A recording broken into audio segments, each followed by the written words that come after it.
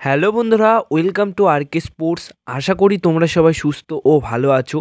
তো কিছুক্ষণ আগেই কলকাতা ডার্বি ম্যাচ 2-2 গোলে ড্র হয়ে শেষ হলো।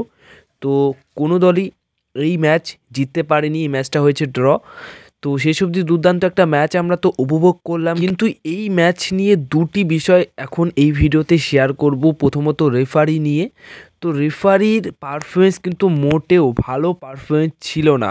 একটা বড় ম্যাচে রেফারির কন্ট্রোল অন্য রকমের থাকবে, রেফারি ভালো রকমভাবে কন্ট্রোল করবে ম্যাচটা, কিন্তু রেফারি ভালো রকমভাবে আজকে ম্যাচটা কন্ট্রোল করতে পারেনি। বারবার দুই দলের প্লেয়াররা একে অপরের মধ্যে ধস্তাধস্তিতে পড়ে যাচ্ছিল। ইনফ্যাক্ট রেফারি এমন কিছু সিদ্ধান্ত আজকে নিয়েছে যেগুলো কিন্তু ভুলভাল সিদ্ধান্ত নিয়েছে। বেশ কিছু সিদ্ধান্ত ছিল ভুলভাল নিয়েছে।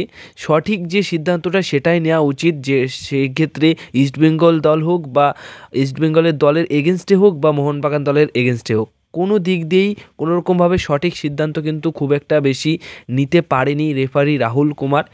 আর আরেকটা জিনিস, এই রেফারি রাহুল কুমারের পারফরমেন্স কিন্তু রেফারির দিক দিয়ে অতটাও ভালো নয়, কিন্তু মোটামুটি ইন্ডিয়ার 1 নম্বর রেফারি এরকমটাই কিন্তু তাকে ধরা হয় বর্তমান সময়ে দাঁড়িয়ে। এটা শুনলেই কেমন হাসি পায়। আর এই রেফারি রাহুল কুমার গুপ্তাকেই কি কেন মোহনবাগানের ম্যাচ পরিচালনা করতে দেয় আইএসএল বা ইআইএফএফ, এটাই বুঝতে পারি না। এরকম বড় বড় ম্যাচে রেফারির জন্যই কিন্তু বেশ কয়েকবার ভুগতে হয়েছে মোহনবাগান দলকে। লাস্ট মুম্বাই ম্যাচেও কিন্তু এই রেফারি রাহুল কুমার গুপ্তাই ছিল, যিনি কিনা অনেক কটা কার্ড দেখিয়েছিল, যার কারণে আজকে লিস্টন কোলাসও সাসপেন্ড রয়েছে, যার কারণে খেলতেও পারলো না। তো রেফারি রাহুল কুমার গুপ্তা কিন্তু মোহনবাগান দলের একটা অন্যরকম একটা কাল।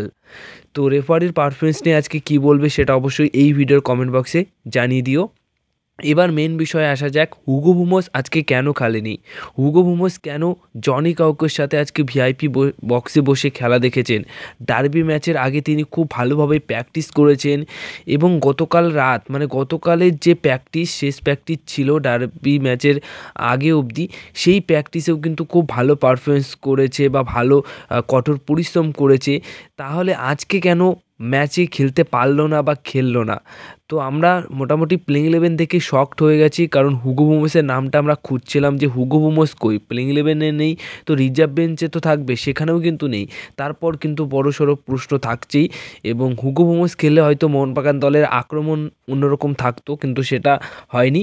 তো যে কারণে খেলতে পারেনি সেটা হচ্ছে হুগো বুমসের শরীরটা কিন্তু খারাপ ছিল, যেটুকু খবর জানতে পেরেছি। তার কোনো রকম চোট পায়নি তিনি প্র্যাকটিসে, তার শরীরটা খারাপ বলেই কোচ আন্তোনিও লোপেস হাবাস কোনো রকম রিস্ক নেয়নি। আর রিস্ক যদি নিত তাহলে হয়তো অন্যরকমও হতে পারতো। শরীর খারাপ নিয়ে যদি খেলতো তাহলে চোটের মধ্যেও পড়তে পারতো। যেহেতু আজকে আনোয়ার আলীকে নিয়ে রিস্ক নিয়েছে, আর আনোয়ার আলী কিন্তু আবার হ্যামস্ট্রিং চোট পেয়েছে। তো আনোয়ার আলীর বিষয়টা নিয়ে আগামীকাল কিন্তু তোমাদেরকে আপডেট দিয়ে দেবো। কিন্তু হুগো বুমস তার শরীরটা কিন্তু তেমন একটা ভালো ছিল না, তাই তিনি আজকে কিন্তু ম্যাচ খেলতে পারেনি। তাই ভিআইপি বক্সে বসে তিনি কিন্তু আজকে তার সতীর্থদের বা এই ডার্বি ম্যাচটা কিন্তু দেখেছেন। তো এই ছিল আজকের ভিডিও। যদি ভিডিওটা ভালো লেগে থাকে তাহলে ভিডিওতে লাইক, শেয়ার, কমেন্ট করো, আর চ্যানেলটিকে তোমরা সাবস্ক্রাইব করে নিও।